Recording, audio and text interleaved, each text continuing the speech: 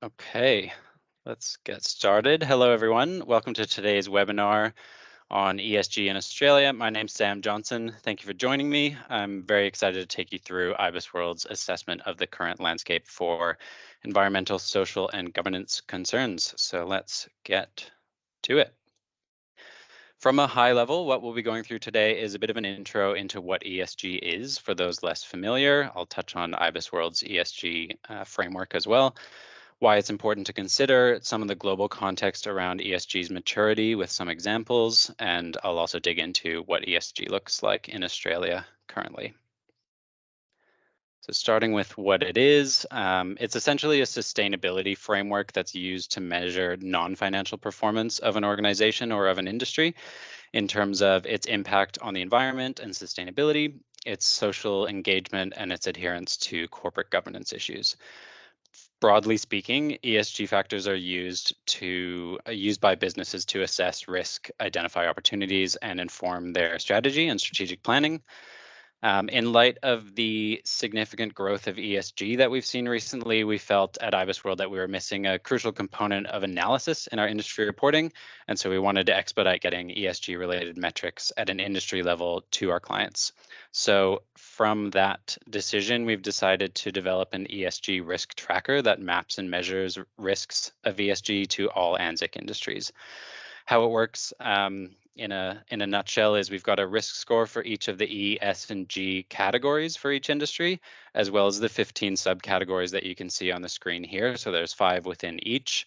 And those you can see for each industry, as I said, and you can also compare your industry or that of your client or supplier or another organization against its broader sector and the wider economy as well.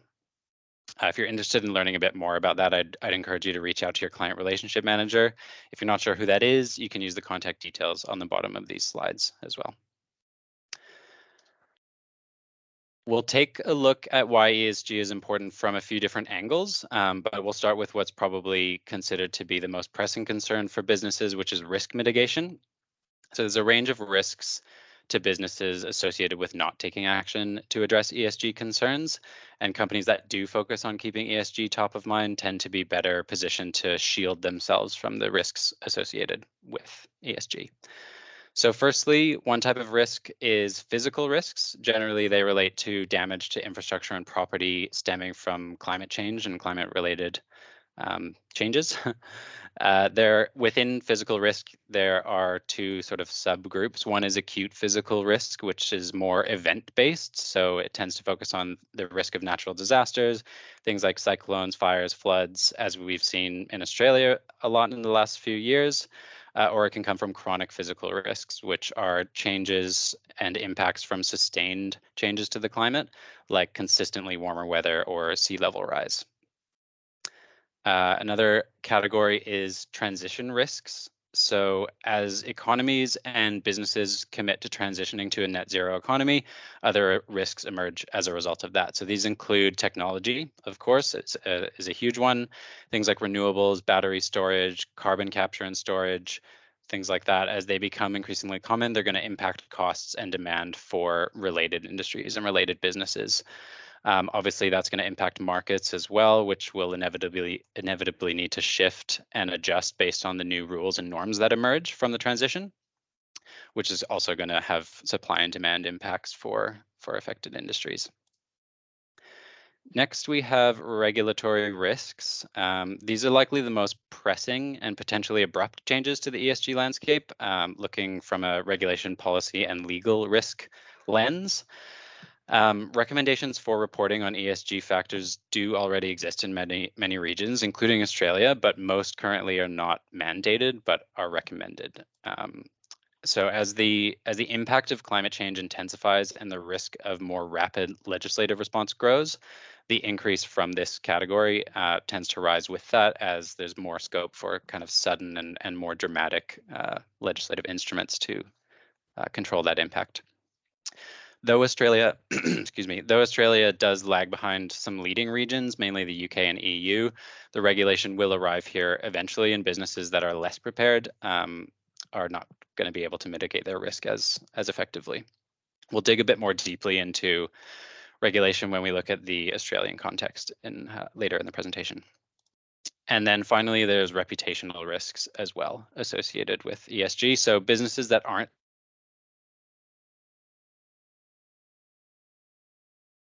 on society or the environment are at risk of reputational damage, which converts into financial risk through reduced demand from customers and from investors as well, and shareholder action.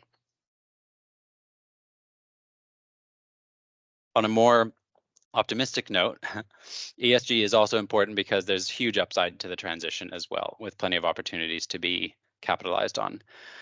So we've already seen substantial growth in ESG-related investment in recent years. As a bit of an indication of that, I've got a stat here. Investment in ESG-related funds grew 55%. This is a global statistic, by 55% in 2022 to over 500 billion. So it's already massive. It's well past its infancy. So it's pretty evident based on that, excuse me, that adherence to strong ESG principles can help businesses to access new markets as well as expand existing ones. So that brings us to the first type of opportunity, which is value creation. Because customers are increasingly considerate of the environmental and societal impact of the products they buy. In fact, a survey by McKinsey revealed that over 70% of consumers are willing to pay up to a 5% premium on values-aligned products. So businesses that are able to cater their offering in this direction to capitalize on these consumer trends can better capture these new markets and drive revenue. So that's one opportunity.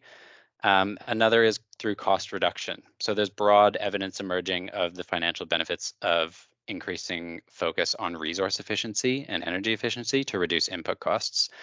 Organizations are achieving this through a range of methods, investment in new technology being one, new materials, and also changes to processes and methods. One of these methods for cost reduction is the adoption of circular economy-based principles, where waste generation is limited, and the reuse of materials is maximized within an organization. Based on the same piece of research by McKinsey, businesses within the manufacturing sector that engage in comprehensive circular economy practices can reduce their input costs by up to 20%, depending on the specific industry. So it's a significant opportunity there as well. Another reason, so the risks and opportunities that we've gone through already are both crucial to incorporate into strategic planning. So that brings us on to the strategy component of why ESG is important. Because of the gradual and large-scale nature of incorporating ESG factors into business processes, it means that the longer ESG is excluded from strategic planning, the longer it's going to take to reap the benefits of either better risk mitigation or capitalizing on opportunities and value creation. So how ESG is factored into strategic planning, it depends a lot on the level to which a business is already using ESG considerations, whether it's zero or they're more advanced. In the earlier stages of incorporating ESG, the most important starting point is to measure your own business's performance. You can't really improve your ESG performance until you know what it is, and you need to be able to measure those components before benchmarking them against your broader industry as well. What we tend to see from organizations that have more mature ESG strategies is that rather than having one single ESG team, the ESG metrics that they use are incorporated across the business's financial and operational KPIs. So that helps them to kind of ensure the effectiveness of the execution of their ESG objectives. You should also see, if you look in the chat of this webinar, you should see a poll asking about how mature your organization is in terms of ESG understanding. Feel free to have a look. The vote is anonymous, and you should be able to see the results as they come in as well. So that I'm looking forward to checking myself. I expect it'll be pretty interesting. Finally, in the why is ESG important section, the risks and opportunities we've been discussing tend to arise in part because of pressures from various stakeholders. And so the degree to which a business is exposed to these risks or opportunities depends on their relationship with these stakeholders. So probably the most key source of pressure to address ESG concerns is from shareholders or investors. This relates particularly to large listed firms, especially because investors that focus their attention beyond the short-term horizon generally understand that companies that aren't addressing are failing to consider ESG considerations face longer-term viability risks, which shareholders are increasingly intolerant of. Another another stakeholder group is customers. They apply pressure on firms primarily through their ESG conscious buying choices. So as I mentioned in the previous slide, over 70% of consumers are willing to pay up to a 5% premium on products that align with their ESG values. And this, I'm sure is no surprise, is particularly evident among millennial and Gen Z consumers, which currently make up 40% of the Australian population. But obviously there's only going to be more growth in their share of total consumer spending over the coming decades. So risks tend to arise here where companies demonstrate a lack of consideration for environment or societal impacts, especially with the rise of cancel culture. The risk of reputational damage here is becoming more and more heightened. Regulators, of course, this is obviously a core direction of pressure because it can be legally binding, but I'll come back to that in a bit more detail when we look at the global context and Australian context around ESG, because there's plenty of information there. Another stakeholder group is employees. The main risk or opportunity, depending on your position here, is related to attracting and retaining talent. So a 2021 survey of responses to job roles showed that ESG-focused roles compared to roles that didn't mention sustainability at all had substantially higher applicant volumes, typically more than triple. This trend also applies to firms that display a strong track record with ESG versus those that don't. There was a differential there as well. So really important for attracting and retaining staff.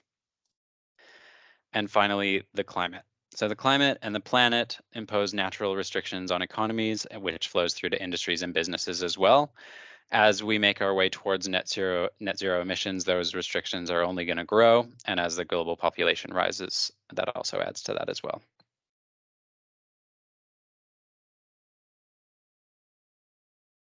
Greenwashing, for those not familiar, is a term used to describe when a company overrepresents the extent to which their business is environmentally friendly or ethical or sustainable or any number of kind of terms.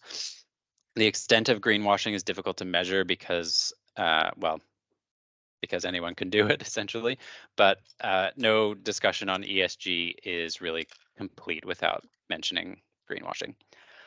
Businesses will typically greenwash their reporting to shelter themselves from certain risks associated with ESG in the short term, like reputational damage, for example, but it's not a long-term solution to risk management of ESG considerations. So some things to look out for when trying to identify greenwashing. One is the use of specific metrics. As I mentioned previously, if a company does intend to improve its ESG performance, it has to know what its current performance is, and you need specific metrics and measurements to be able to assess that. So a good kind of first step indicator that something isn't greenwashing is specific metrics around performance. Another one is a lack of clearly outlined planning around how a business actually intends to meet its ESG objectives. Companies may have well-stated goals about how they want to reduce their emissions or improve gender pay equality or whatever factor they might be discussing, but if they don't state how they actually intend to achieve those outcomes, it could be a potential indication of greenwashing as well. Next, we have scopes 1, 2, and 3, which are measures of a company's emissions. So this is obviously specifically related to emissions. As a quick definition, scope 1 includes direct emissions generated by the company. Scope 2 is emissions that are from purchased electricity. And scope 3 include all emissions that are produced upstream or downstream in a company's supply chain or value chain. Naturally, the first step that companies take here is to account for their scopes 1 and 2 emissions because those are the most directly related to their operations and the most within their control. But if firms are not detailing how, even if just in the long term, they intend to also address their scope 3 emissions, that's another potential flag for greenwashing. So to provide a bit of insight into what the current situation looks like in Australia in terms of greenwashing, about half of the ASX 200 have a stated commitment to reach net zero emissions, but only just over half of those have actually detailed how they intend to reach that goal.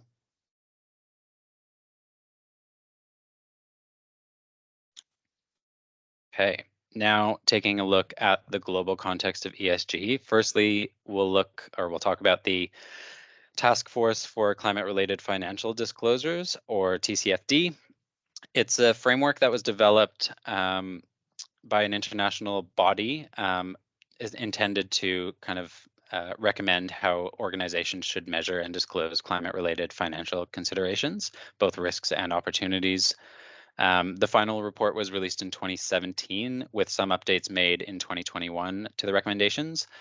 There are 11 specific recommendations outlined for disclosure, which fall into either a risk category, opportunities, strategic planning, or risk management. So those are the four kind of bubbles that they work within.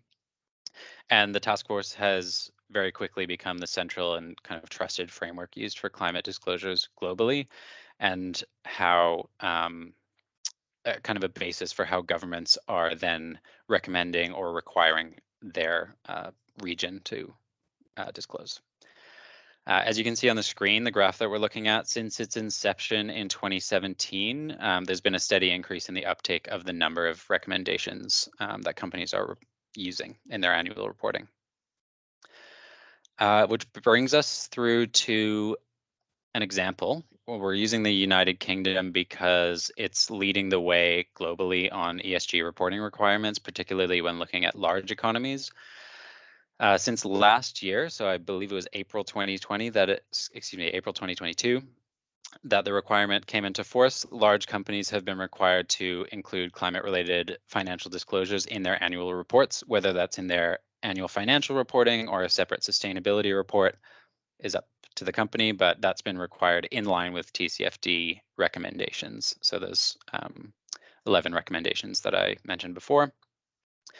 Environmental factors do tend to be prioritized in the legislation over the social and governance factors, but they are, of course, all interrelated. The plan includes a roadmap that goes out to 2025, gradually expanding the range of organizations that are included. So it started with some financial firms and very large private companies, but it's growing in terms of its scope till 2025. Other countries and regions that have adopted similar requirements include New Zealand and Hong Kong. And then EU, Japan, Singapore also have similar ones, but less binding, less of a mandate, more of a recommendation. That brings us through to a case study. So this is more, rather than a look at ESG reporting, it's more looking into an example into the impact of ESG regulations on an industry. So we'll look at EU steel production. And as an overview for those less familiar, traditional steel is produced in blast furnaces that burn coal to power the facility. Historically, there's been no option for green steel, but because it's such a crucial material in the global economy and produces about 7% of global emissions, it's a key focus area for improvement as part of the net zero transition. Which brings us to the EU, which introduced legislation to price carbon for EU steelmakers, which essentially increased the price of EU produced steel. Naturally, from an economic perspective, this drove European companies to buy lower cost steel that isn't produced in the EU, which kind of defeats partially the purpose of that original legislation. But in response, the EU's developed what's called a carbon border adjustment mechanism, which means that steel imports to the EU are subject to the same carbon price as steel produced within the EU. So that kind of equalized everything. That obviously presents risks to companies that are not factoring in these kinds of expected legislation to their strategic planning, but it also presents opportunities, which is part of the case study as well. So there's been rapid innovation in steel production in Europe since, and Europe's first green steel plant in Sweden is expected to deliver its first batch of commercial steel in 2025. And to provide an indication of how quickly that's moving, that company didn't exist before the pandemic. The facility is going to be fully powered by green hydrogen produced by the same company in Sweden, removing the need for the high emitting blast furnace. So a great example of the importance of net zero transition planning. Now, excuse me, now onto the Australian context. We'll look a bit at the Australian ESG picture.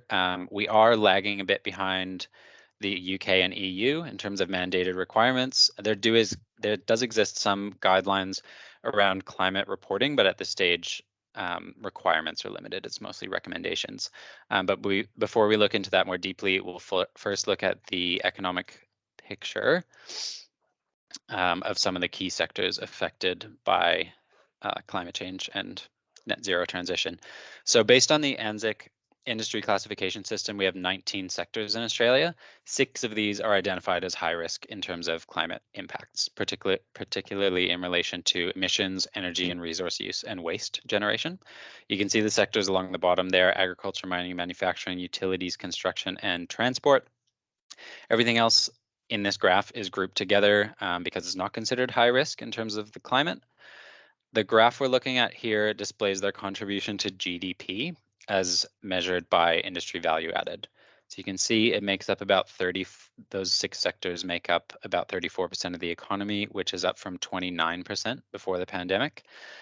Something important to keep in mind is that when you take a broader look and take a step back and incorporate industries that fall just one step up or down the supply chain from these high risk sectors, basically all industries tend to fall into that mix. So there's a lot of exposure to high risk sectors across the Australian economy. Now, that's the economic picture. Taking a look into emissions now at the same sectors, those 6, which make up 34% of the economy, make up over 98% of national Scope 1 emissions. That does exclude residential emissions, so we're looking only at businesses for the sake of this. And remember that because it's Scope 1 emissions, those are accounted for where the emissions are created. If we were to look at Scope 2, manufacturing, as an example, would jump up significantly because they purchase so much power to power their facilities. But just, yeah, something important to keep in mind. So that emissions picture brings us nicely into existing ESG legislation.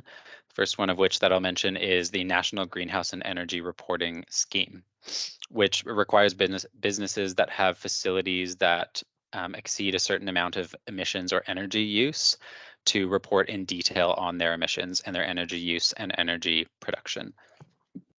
Excuse me. Next is gender pay. From 2024, so this hasn't come into effect as yet, but it has been announced and legislated. From 2024, all businesses with over 100 employees will be required to publish their gender pay gap data. And we have the Modern Slavery Act, which was introduced in late 2018, requiring all businesses with revenue over 100 million to report on modern slavery risks across their supply chain and how they're addressing those risks. And then finally, the ASX also has some recommendations for how companies can report on ESG requirements, but those currently are entirely voluntary. To provide some insight into how this landscape and these policies have translated into steps taken in Australia, I've got a few compelling stats for you from the ASX 200 in 2022. So all of these are growth from 2021 to 2022 for the ASX 200, which highlight both the extent of growth in ESG as well as the amount of ground left to be covered as well. So the first one is that we've seen 10% growth in the number of companies disclosing climate change related risks and opportunities, but only 18% of companies actually discuss how their financial position might change because of these. We've seen 30% growth in the number of companies with a disclosed gender diversity policy. And there are also, in 2022, 33% of the ASX 200 have an approved reconciliation action plan, which is up from 24% in the previous year. So big growth for that as well. And now we'll look into some of the regulations that are in development in Australia and one internationally, I believe, off the top of my head. So the first one is from APRA. They've already outlined specific guidance for financial institutions on areas such as risk management and governance of climate change risk. It doesn't impose any specific reporting methods, though, or actions beyond its guidance. Confusion to Clarity is a report. It's not an institution, but it's a comprehensive report that was released in 2021 detailing how Australia should shift to a mandatory TCFD-aligned reporting framework for climate risk reporting. It was compiled by the Carbon Disclosure Project, the Investor Group on Climate Change and Principles for Responsible Investment. And in a nutshell, the key recommendations are for existing regulatory bodies like APRA and ASIC and so on to mandate and strengthen their guidance on TCFD aligned reporting, starting with the ASX 300 and large private companies before expanding it out to a broader pool of businesses and organizations. We have the ACCC as well. They've announced that greenwashing is one of their key priorities for the current financial year. So they're actually in the midst of a sweep right now as part of this work, which will help inform what steps businesses can take to improve the integrity of their environmental claims. And this is also likely to lead to restrictions on the use of certain terms like green or sustainable. Eventually, you'll likely need to be able to back up the use of those terms for your business or your products. We have ASIC as well, who's already begun targeting businesses that are suspected of greenwashing, particularly investment products labeled as ESG positive or ethical or sustainable. They do have existing regulations that prohibit misleading or deceptive statements, so that already applies to greenwashing. But they've also recommended the use of TCFD-aligned disclosures for financial reporting. The change of government last year is also likely to result in greater focus on ESG-related concerns when it comes to policy, as we've already seen with the upcoming requirement for gender pay gap reporting, as well as the commitment to reach net zero by 2050, which was passed into law within 4 months of the change of government, which indicates a bit of a clearer intention than we've seen in recent years.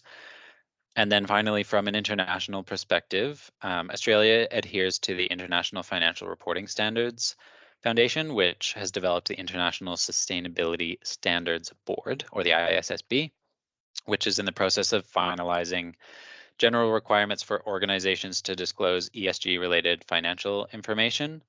And those reporting standards are expected to be issued around June of this year and are likely to impact reporting requirements in Australia as well.